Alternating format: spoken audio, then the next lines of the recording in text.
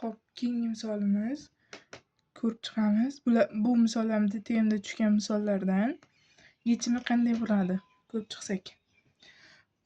Shunga o'xshash misollar kelganda birinchi qilayotgan ishimiz nima bo'ladi?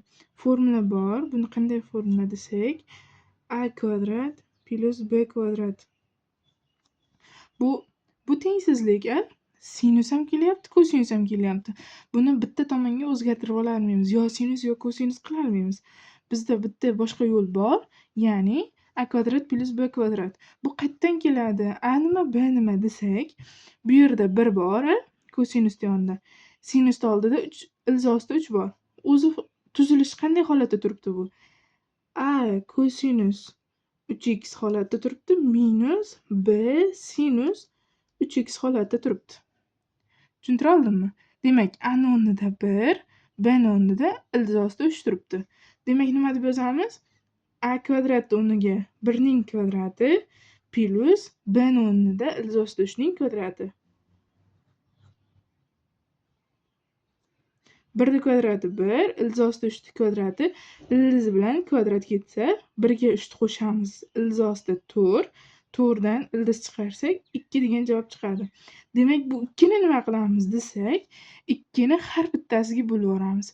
Ya'ni 1 taqsim 2 kosinus 3x minus ilzosida 3 taqsim 2 sinus 3x kichik 0. Endi nima qilamiz? Bu hozir qaysi holatda turibdi? Kosinus 60 gradus ko'paytirilgan kosinus 3x minus sinus 60 gradus ko'paytirilgan sinus 3x kichik 0. Bu qaysi formulaga to'g'ri keladi? Kosinus alfa plus betaga to'g'ri keladi.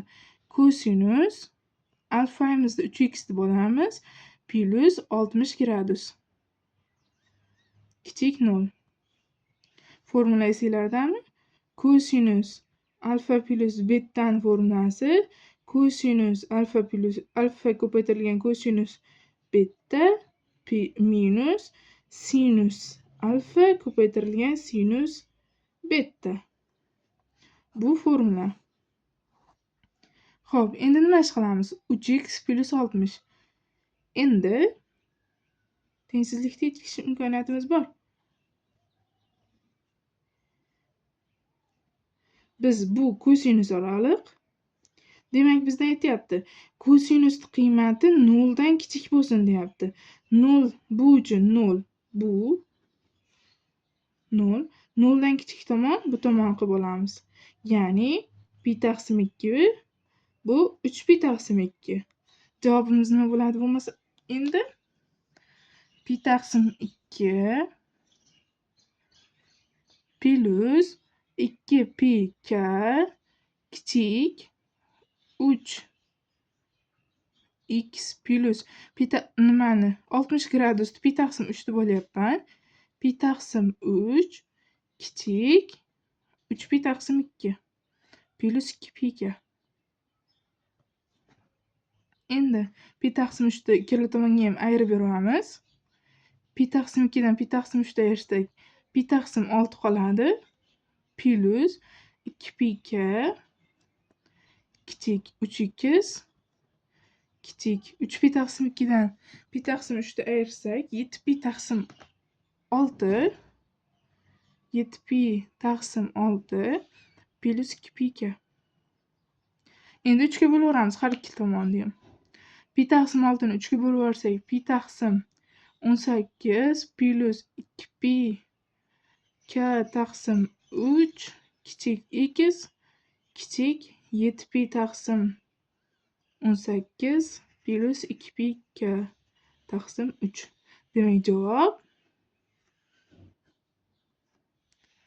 javob pi taqsim 18 plus 2 pi k taqsim 3 oraliqda 7 pi taqsim 18 plus 2 pi k taqsim 3. Ana. Tushunarli bo'ldimi? Endi shunday misollar kelganda bemalol yechib chiqarasizlar.